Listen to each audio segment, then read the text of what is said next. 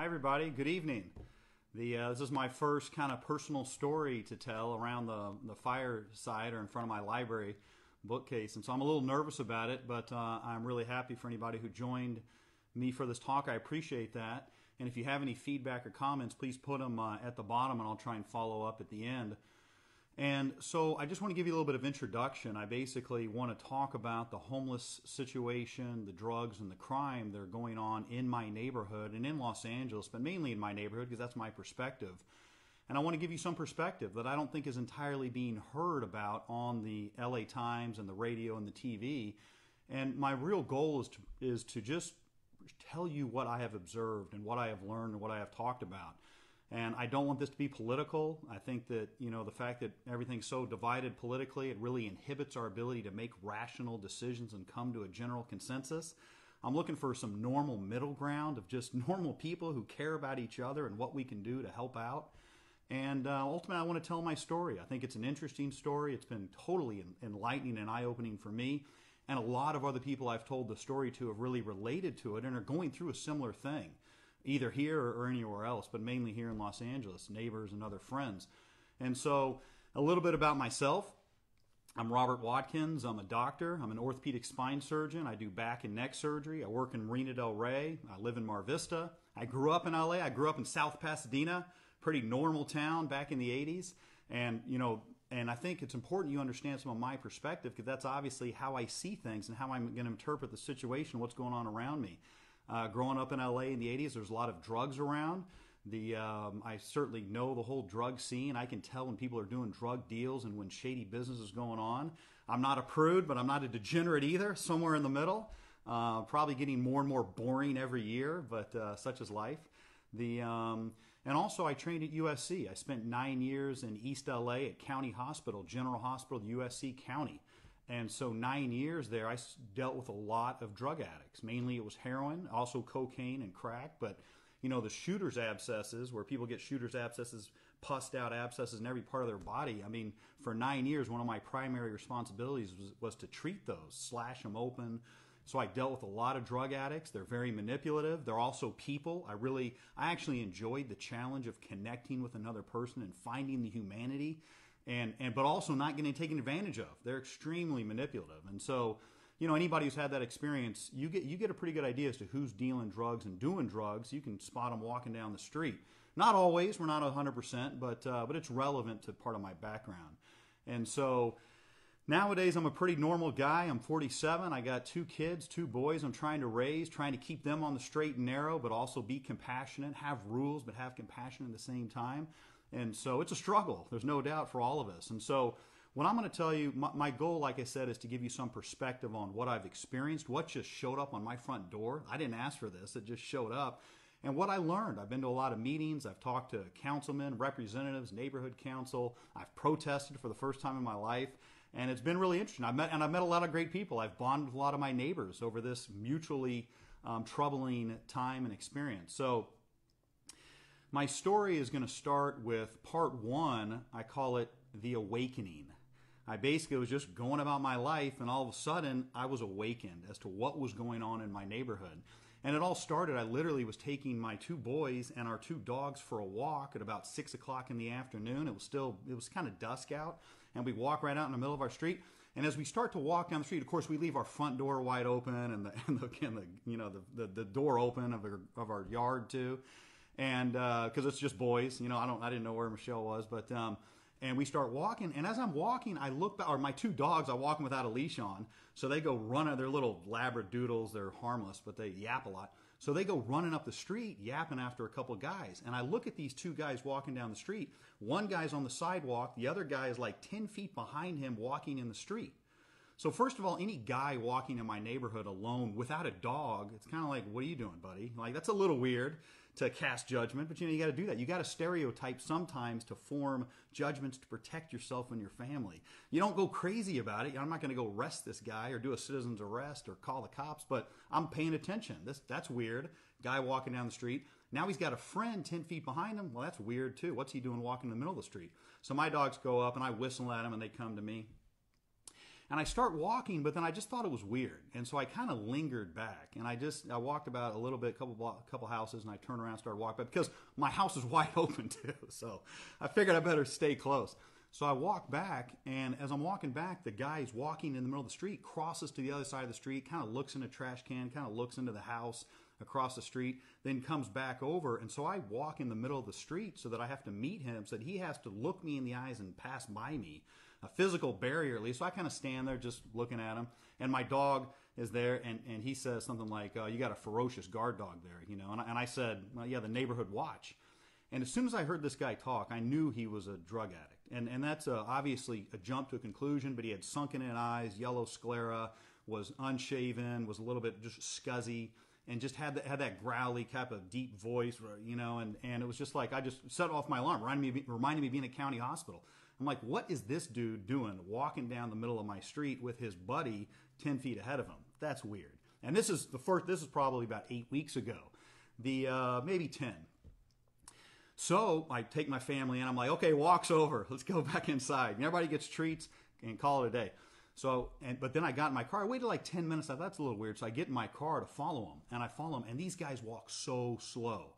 What's crazy is as I'm following them in my car, they're walking. I pull over like 3 or 4 times to give them space. You know, I've watched movies. I know how to trail somebody. And so I'm letting these guys get ahead of me. But as I pull over, I literally pull up behind 2 different cars with 2 people, at least 2 or 3 people sitting in the cars, just sitting there on my street, not doing anything. And I don't think live there. And I'm kind of like, what are these guys doing? Are they just doing drugs, you know, just scored some weed or something, and are smoking or shooting up right here on my street? But I'm kind of like, I ain't got time to deal with these guys. I'm following these. So I follow these guys down the road. Eventually, they stop at the bottom of my street, and they just kind of hang out there on either side of the road, just hanging out. And I circled back around, and they're still hanging out. They kind of made eye contact with me and, you know, just triggered my alarm, like, who are these guys and what are they doing on my residential street where there's no stores, there's no reason for them to be here. So it kind of triggered my alarm. Anyway, I posted it, actually, on Nextdoor. Subsequently, I've been banned from Nextdoor, but that's a whole nother story. And I posted it, and people kind of said, oh, you're just overreacting, whatever. And I got invited to a meeting. And at this meeting, there was a bunch of people from my neighborhood, but a little bit down the block, who had an incident going on. And they had a meeting. They invited me to come because I seemed like a concerned citizen. And so I go to this meeting, and it was so eye-opening. The neighbors, and I'm going to try and not use any names and not really, you know, this is their story too. I don't want to get anybody in trouble. I hope I don't get in trouble. And I also want to, 2 other things I want to say is I am scared for my life. I'm scared for my family and my kids. You know, these people, the homeless people or the people on the street and the drug dealers and drug addicts are right on my street. Right, similar faces. They know what I look like. They know what my car looks like. They know where I live, basically, if they take any effort to find out. And the other part is the political part is I'm really just not interested in getting into some political battle. So if you say anything too inflammatory, I may just delete the comment or whatever else. But let's just try and say folks about that. So I'll try not to tell anybody else's story too much. But these neighbors, and they're being very gracious and generous, and they're living with the same problem.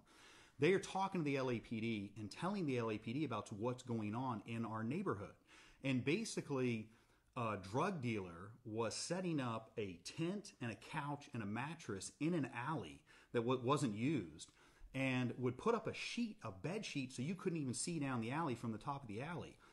And then at 10 o'clock at night, a van would pull up, and like 5 people would get out of the van, walk down the alley, shoot up, and pass out.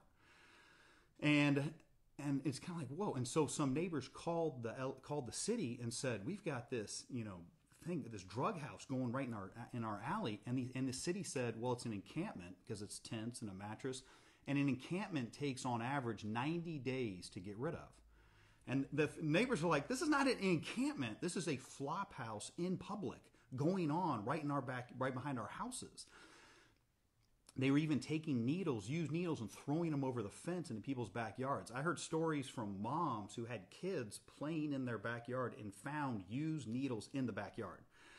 And so I'm just kind of blown away. Like, I can't believe this is going on right on my street. And the crazy part too was, as we're talking to the LAPD, every once in a while, one of the neighbors would go, there's one of the guys right there. There's a drug dealer right there. And literally, we're at this restaurant that's half in, half out. And walking on the sidewalk right behind the cop who's talking to us is a drug dealer. And the neighbors are like, I got pictures of him selling drugs. There's one. Literally, there was like 3 to 5 drug dealers walking by as we're talking to the cops. They don't care. They're not scared. They're not abashed about it. They're not trying to hide it. They're just literally walking back and forth. And I'm just blown away. Like literally, the cop was kind of like right there. Like, but he was like, "Let's stay focused. Let me get the story first." And so that really just kind of opened me up. Like, what is going on in my neighborhood? And I live in a reasonable neighborhood. I mean, it's kind of like, at least it was. So that was really eye opening. And basically, part of it is the drug dealers knew the rules that at between 10 p.m. and 6 a.m. you couldn't clear an encampment because of the Boise, Idaho. I'll get into that in one of the next sessions. But basically, they knew the rules. So if they showed up at 10, they could set everything up and it wouldn't be taken down because it was a homeless situation. But in reality, it was a crack house just going on in broad day in public at 10 o'clock at night.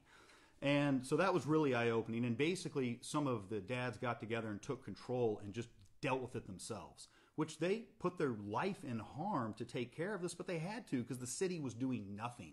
And it was really a cry for help. So basically then I started waking up, especially on Saturdays and Sundays. I'd wake up at like 4:30, 5 in the morning, just wide awake, like, hey, I wonder what's going on in my neighborhood. Maybe I should go check things out. So I'd get in my car and drive around, and it was crazy. I can't believe how much activity was going on my street at 4:30 in the morning.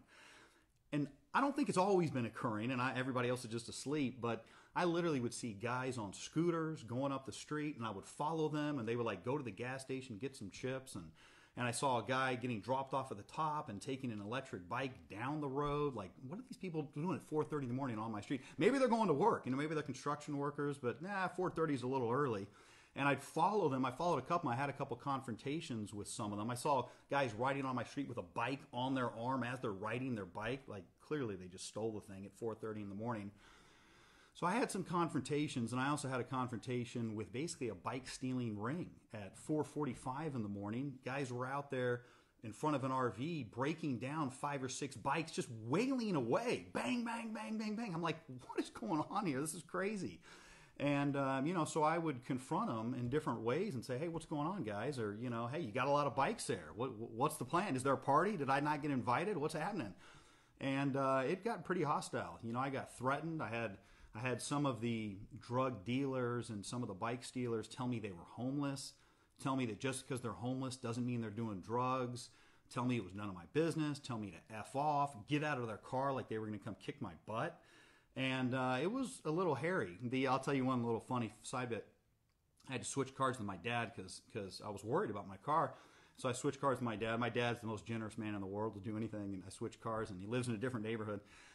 And Bobby, my older boy, said, so you switched cars, so now the drug dealers are going to chase Papa around? But anyway, momentary aside, sorry, I don't mean to make jokes. It's a serious issue, but obviously I am a storyteller and whatnot. I got to make it somewhat entertaining. I appreciate you guys being with me. But anyway, so I had some of these confrontations, and I started to realize that we got these drug dealers and drug addicts and criminals who are stealing bikes, breaking into houses, stealing everything in sight, and they're claiming to be homeless. And this is just driving me crazy. I'm like, you got to be kidding me. I go down there, so I start making patrols. Like, I would go down there once or twice a day in my car. I'd go for a jog in the morning down there. I'd go with other neighbors. We got some neighbors together and went for walks. You guys out there know who you are. Thanks for coming with me. And we'd walk down and we'd take pictures, and we start to get to know the faces. And basically we realized, look, there's a bunch of 25 to 30-year-old kids down there with scabs all over the face, basically from meth, from scratching themselves, who have nice shoes, backpacks, and they're riding scooters and bikes and electric bikes, going from the RVs to the encampment to the alley to the bowling alley. Like, this is a whole drug circuit going on. And if you just stop and watch what's going on and document what's going on, you realize this is a drug deal and a drug scene going on. Subsequently, I learned that they're stealing everything less than $950 to either support their drug habit or just to make money off the whole deal. And so it was pretty alarming, and I posted a couple things maybe 8 weeks ago when I first started to realize this, because one of the hard parts was all I heard on the LA Times and on the news and everything else, especially the LA Times, was we have a housing crisis going on in California and in Los Angeles. And we need to build more houses and build shelters and have low barrier shelters where anybody can come in regardless of drugs any hour of the night, and to solve this problem. And the only reason why it's not being solved is because people aren't letting it be built in their neighborhood. Like, I'm not letting a shelter be built right at the bottom of my block, so I'm the problem. And NIMBYs, not in my backyard, was a term being thrown around that said, it's a housing problem and we're the roadblock to the housing being built, even though we contributed $1.2 billion by Double H Bond. And where in my neighborhood, I'm like, whoa, give me a break. These are 25, 30-year-old kids dealing and doing drugs and stealing everything we own. This is not a housing crisis. And so I started to speak out about it, started to do different things, get engaged, and I went to another meeting. I started to hear from other people. As I started to get involved, people reached out to me. On Nextdoor, people would text me, send me direct messages, email me, and say, thank you for saying something. Our neighborhood has gone crazy, and nobody's talking about it. And so I heard stories about women, the 405, where Venice goes under the 405 has been a pretty big encampment for a while. And imagine the people who live right next door to that. I've listened to some of their stories of women being chased to their car, not wanting to leave for work or come home at certain hours because of what the scene would be like and they didn't have protection. Feces in their driveway, used needles everywhere, people urinating in public, people shooting up. I know 3 people who have seen people shoot up in public, including in front of 2 children. One woman stepping on a needle down by our post office, a used needle, stepping on the needle. Another woman finding a used needle while her kids walking to school. I mean, so in the past 2 months, it's just exploded. And it's all over us, and we're completely saturated. And the crime I've had a neighbor completely ransacked, cars broken into, bikes stolen. I know about 3 people on every block on my street that have been broken into or have had something stolen in less than 3 months. And yes, I live in LA. And yes, there's always been crime and there's always been drugs. We've had people selling drugs in cars in front of our street, but they were discreet about it. I knew what they were doing. Get out of a car, get in the other car, drive off. They were probably selling weed. I don't know, but they were discreet. They moved on. This is in broad daylight and in the alleys of our houses. Used needles in bushes of daycare centers, which is one daycare center a block away from my house. I mean, it's out of control. Any normalcy of if you go to work, you pay rent, you pay mortgage, you expect at least safety. You expect to not have used needles and drug users and people stealing everything in sight. And that's basically all we're asking for. And so with that, my main point today is just to kind of give you an idea as to how I even got involved in this. I literally was minding my own business, trying to contribute to society, trying to be good, being a doctor. And this just fell right, and it's happened to a lot of people. And I'm not trying to ask for any unique sympathy. And I empathize with the people on the street. I empathize with the people addicted to meth, and we need to get them help. But we also need to decrease our tolerance for what is going on our streets, because they're killing themselves and they're killing us. And so my next segment, I'll talk about what we've done, what I have learned, and what do I think we can do as neighbors for your neighborhood and for the greater city as to going forward. And then the third part I'll do is I'll speculate a little bit more, and unfortunately we have to wade into some politics because that's who makes the decisions and does things, but it's also good. I'm really looking for a middle ground, and I have hope that there's a middle ground of what we can do, what are some of the policies we can do, can we do as a community to fix this problem, because it's totally out of control. And if you don't know, if you want some more sordid details, come over or buy me a drink. I'll meet you somewhere. I've got pictures that document everything. And one other thing I want to mention is I have documentation of direct links from the encampment to drug dealing, drug using, bike stealing. I've got documented evidence. And so it's not everybody down in the tents down in our neighborhood or doing drugs and committing crimes. But if you go down there and walk around, at least 80% of them are. And I guarantee you. And so that's my intro. That was my awakening of how I ended up here doing Facebook Lives about this topic. And anybody who can relate to that, I hope that somewhat has been cathartic or somewhat helpful. And if you have any comments, please put them below. Next week, Tuesday, 5:30, so long as I'm out of surgery, I'll be here again, and I'm going to do part 2, which is what we have done as a neighborhood and as a community to try and do something about this. So thank you for joining me. You guys have a good night. Bye.